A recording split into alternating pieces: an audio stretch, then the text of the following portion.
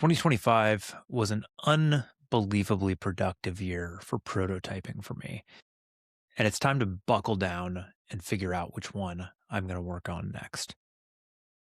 Coming out of 2024 and 2023, I had been extremely focused on finishing Colossi. And it was this amazing experience of like, okay, I've got this prototype that I think is really good. I think it's actually really strong. I think I could actually finish this thing. But there's a lot of work. There's an enormous amount of work going through like finishing writing every single card, game testing it to death, getting all of the art, getting all the design done, manufacturing, running a Kickstarter, distribution, mailing, getting things into stores. And so it felt like Colossi was like a part-time job for a couple of years. It was so much work to self-publish. And I'm really glad that I did it, but it's obviously made me want to be really selective about what I do next. And it also made me prototype a lot next because I thought, gosh, I'm finally sort of like freed up to just do game design again. I want to design as much as possible.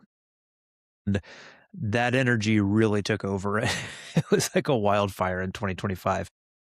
I kind of wanted to recap all the things that I started doing and get to a decision about like what I want to do next and why. And I've actually laid out all these crazy prototypes on my desk. So one thing I'll say even before I get into the prototypes is I I did all these digital games, right? And so, oh no, the camera's following me. How do I make it stop? There we go. Okay, I hold up my hand and I can make it stop. So I made all these digital games. So I made the social game, which was this attempt to take some of the work we had done in the past on things like pecking order and get them into kind of the new digital application that is like really easy to use and that also is flexible enough to accommodate lots of kinds of games. I'll be honest, I thought this was gonna go over better than it did. I was, like, really excited, and I spent, kind of an amazing amount of time in 2025 working on this. We got it ready for this, the conference that we went to. I've talked about this on a previous episode. I don't think that the game that I made for the conference was that good, and so that killed a little bit of the momentum. I did end up rebuilding pecking order inside of there, which is pretty cool. We've played it some. I built in there the tier list game, the hot take. It's called Hot Takes. I also built the crazy farming game that can accommodate up to hundreds of people. All of them cool, all of them promising, all of them stuff that I would like to follow up at some point, but it is not where I feel the most momentum right now. And also, I will add to that just where I am personally in my life right now. I get done with work and I've been staring at a screen for 10 hours. And I am really, really enjoying not looking at screens after hours and doing more programming on nights and weekends just it feels really bad to me right now, and I'm trying to get away from it. And so I've been just reading books and sitting at my dining room table and making physical board games, and that has been feeling better. So for now, the social game is not top priority. But I basically made like three or four games there last year and programmed this entire platform so that I can build more games in the future. I'm very proud of it. It was a really amazing like prototyping machine that I'm going to continue to use in the future, but we're going to set it down for now.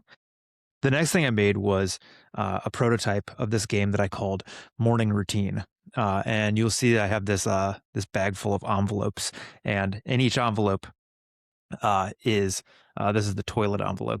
There's a bunch of cards in here that are cool little like actions and cards you can take that have victory points and these crazy actions. And so the premise of this game was that you are all roommates getting ready together for your morning routine, and you're hustling around and you're trying to go from room to room. And when you're in a room, you need to do part of your morning routine, but when you leave the room, you always necessarily leave a mess. And so you have an option to wait back and clean up your mess or risk it and rush out the door. Of course, if you get caught with a mess, even if you're not the one who created it, you are held responsible for it, and this will count against your final points. It was funny. It was kind of weird. It was a fast-paced kind of like family game. The whole thing actually came out of this experience I had when I was like, I I went into a toilet. I can't believe I'm talking about this. I went into a toilet, a public restroom, and somebody else had basically destroyed it. And I was faced with the situation where I thought I can either clean this up or leave without cleaning it up, and the person who comes in behind me is going to think that I'm the one who made this mess. And I thought, boy, that sounds like a game mechanism. I tried to make it. It is fun and interesting. I might try to follow up on it at some point. It didn't quite have like the juice that I was looking for, and I lost steam on it and thought, I'm going to set this one on the shelf for now. Maybe I'll revisit it soon. That's Morning Routine. That's not quite enough juice that I'm looking for.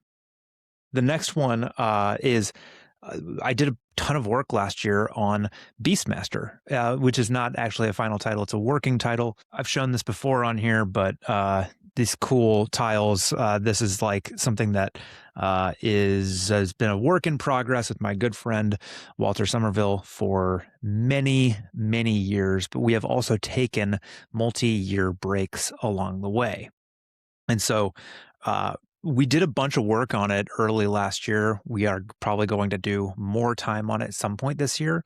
But it is not, it's something that has taken so long already that we're both comfortable taking some time to, continue to let it slow simmer. We have a new idea for a scoring mechanism that is going to massively change gameplay in some ways. And so it's sort of like, okay, we're stepping back a little bit, trying to get a little bit more clarity on what we want to do there. But working on something with somebody else when both of you are busy is just takes more time, and it's not something that I can kind of grind on every day.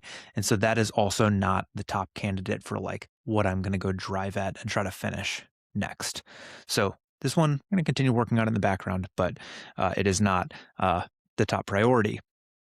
So then I made this game that I have not really talked on here very much about, which is the digging game. And in this game, you have these tiles where it starts out spread and it's all grass. And if you dig down a layer deeper, you get into dirt. And if you dig down, keep on digging down, you eventually reach bedrock.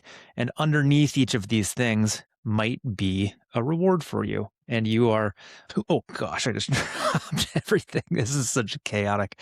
So you are moving around the board, sometimes as a monitor lizard or a mole or a burrowing owl or a prairie dog, your different digging animals, if you haven't picked that up, animals who like to dig. And you find these rewards and you program out your movement and you plan to, go around and dig. And the whole premise is that there are these different like missions that you start with. And so some of them might be things like dig to bedrock in a certain formation to go build me a giant building, or, go find the 5 dinosaur bones and preserve them and stack them all up on one space. But you basically go around and you may or may not pick up, gosh, now I bumped my mic, these rewards on these different spaces, and they all do really cool things. You can either keep them for their value at the end of the game or use them to make these big, splashy, crazy actions in pursuit of these victories. Part of the hook of it is that you secretly commit to one of the victory conditions. There are multiple different victory conditions, and it's not obvious what other people have necessarily picked.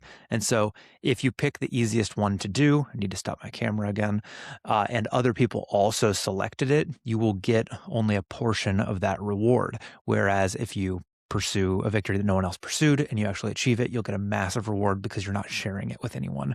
And then, of course, each of these cards has its own kind of like cash value at the end of the game if you didn't use the action. So it was interesting. I honestly have not tested it enough. I worked really hard on getting it to a prototype phase, and I was really excited about it for a time. It doesn't feel quite unique enough yet. And I have not really like had the moment in testing where I've said like, oh man, this is so good. I've got to chase this down. I do think it deserves a couple more tests, and I will likely do those in the next few weeks because I think that there's something there. It's not quite interesting enough yet. Next up is this game. I don't think this has a name yet. I've honestly barely tested this. So this would actually, you know what? Let me back up. Also, I'll just say basketball, which we've talked about on here extensively. RIP basketball. We loved you. You didn't work out.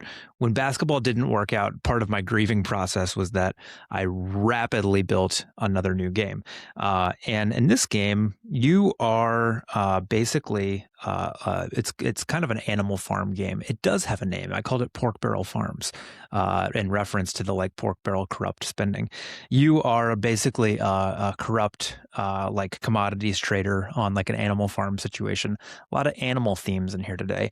And in this game, you basically are able to get these different conditions that say things like, okay, if we ever roll a 6 or a 9, you're going to get $5, right? And so then you roll the 2 dice, and if you get it, you get your reward. But then there's all of these really cool actions that you could put on underneath of it to basically do things like tipping the scales, changing the result of the dice, screwing over other players, making corrupt deals with the government to tip the balances to basically make things unfair. And the whole shtick of the game was supposed to be when you roll dice like you're playing craps or something, it's not that interesting because it's just sort of like, well, if I get this low probability thing to happen, I could get a great payout. If I get a relatively higher probability thing to happen, I get a lower payout, but it's just luck, right? It's not that interesting. And so the premise of this game was going to be basically make your own luck. So you get to decide what kinds of things you're betting on. And there's all these ways to manipulate it and get really crazy to make it less and less fair over time to get an unfair and sort of broken advantage over your opponents. And that idea is still really interesting to me. The more I got into it, again, I have not tested this nearly enough. The more I got into it, the more I felt like I feel like this game kind of exists in different forms, like not the exact way that I built it, but it it does kind of exist. And I did face down this question, which is like the question that I always have to ask myself now that I've had this experience of publishing Colossi is like, if this game kind of basically is already out there and like this is not that different, like, yes, I could do it. I could finish it. I could make a thing that is like a solid 7 out of 10, or maybe it's even an 8 out of 10 if it was like great, but it's not, it just doesn't have that juice. It doesn't have that like that feeling of like, oh, I achieved a thing that I didn't know how to build. And the thing that actually made me shy away from this partly is that it doesn't feel like there's a bunch of problems in here that I don't yet know how to solve. It feels like I already know how to solve many of these problems, and I kind of can already picture how I get to the finish line on this game. And knowing that made me lose some steam because I want to face down problems that I don't yet know how to solve. And so I will test this one a couple more times just to kind of feel out what's there. But I am less optimistic about this one for that reason. Not because I think it's a bad idea, but because it feels obvious to me how you finish the game, and that takes some magic away, and it makes me wonder, does this game need to exist if it's already obvious how it should work? And that leaves me with my one last one, which I'm not going to talk about today. I'm going to save it for a future episode because it's worthy of longer conversation. As I faced down that decision about, does this game really need to exist? Is it different enough? It caused me to sort of think about, well, what's a really hard idea that I don't know how to design yet? What are the ideas what's the game I don't know how to make? What's the idea that's just outside of my skill range that would really stretch me in order to actually build it the right way? And I thought, well, there is that one idea that seems definitely too hard. And then I thought, I think that's got to be the one. I think I need to go work on a harder, weirder, more difficult problem. And that's what we'll talk about very soon.